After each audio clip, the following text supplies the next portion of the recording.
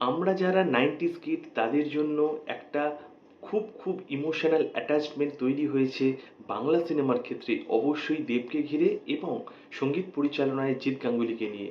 এই দুইজনের জুটি যে কতটা ভয়ঙ্কর হতে পারে তার আমরা হাজার একটা উদাহরণ পেয়েছি তাদের পারফরমেন্সে, তাদের কাজে। Hello everyone, welcome to my channel with a very new bite. Let's talk about Dev and Jeet Ganguly. এই জুটি আমাদের শৈশবের অধিকাংশ জুড়েই ছিল। মনে পড়ে আমরা যখন স্কুলে যেতাম, সঙ্গীত বাংলা চালিয়ে একের পর এক কালজয়ী গান শুনতাম। শুধু তাই নয়, পরবর্তীকালে জিৎ গাঙ্গুলি নিজের কণ্ঠে যে কটা গান গেয়েছেন সেগুলো এক একটা ব্লকবাস্টার হয়েছে। জিৎ গাঙ্গুলির হাত ধরে কে পারফর্ম করেনি? সোনু নিগম, শান, শ্রেয়া ঘোষাল, মিকা সিং, কে, মোহিত চৌহান প্রত্যেকে পারফর্ম করেছে জিৎ গাঙ্গুলির সুরে। পরবর্তীকালে দেবের লিপে জিৎ গাঙ্গুলি যে কটা গান গেয়েছেন এক একটা কালজয়ী গান। চ্যালেঞ্জ টাইটেল ট্র্যাক থেকে পরাণ যায় জলিয়ারে টাইটেল ট্র্যাক, লে পাগলু ডান্স, একের পর এক ডান্স ট্র্যাক তিনি যেমন দিয়েছেন সেই রকম খুব সুন্দরভাবে একটা ইমোশনাল বিল্ড আপও করেছেন তার স্যাড সঙের মাধ্যমে, যেখানে গুরুত্বপূর্ণ ভূমিকা পালন করেছিলেন জুবিন গার্গ। কাজেই জিৎ গাঙ্গুলির সাথে দেবের এই যে জুটি সেটা প্রত্যেকের মন জয় করেছে, এ বিষয়ে কোনো দ্বিমত নেই। এই মুহূর্তে সবচেয়ে একটি গুরুত্বপূর্ণ আপডেট উঠে আসছে সোশ্যাল মিডিয়া এই নিয়ে রীতিমতো সরগরম।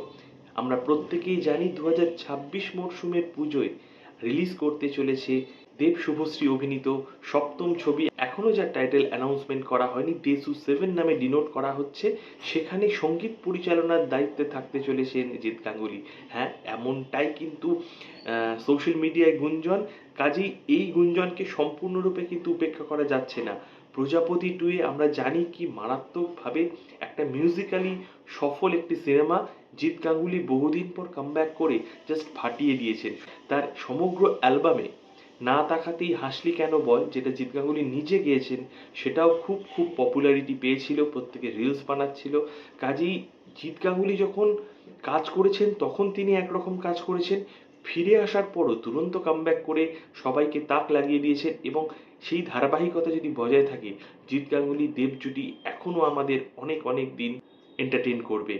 কে বলেছে শৈশব ফেরে না? আবারও প্রমাণ হলো ইচ্ছা থাকলে, সদিচ্ছা থাকলে শৈশবকে কখনো ফেরানো যায়। পুনরায় হয়তো আমরা সেই ট্রানজিশন পিরিয়ডেই রয়েছি। দেব জিৎ গাঙ্গুলি একসাথে আরও কাজ করুক, আরও দমদার পারফরমেন্স দিক, আমাদের মন জয় করুক এভাবেই। তোমাদের কি মতামত এই নিয়ে অবশ্যই জানিও এবং পরিশেষে বলি আমার নতুন ইউটিউব চ্যানেল সাবস্ক্রাইব করে দিও। যতক্ষণ না নেক্সট ভিডিও আসছে, take care, good bye, thank you.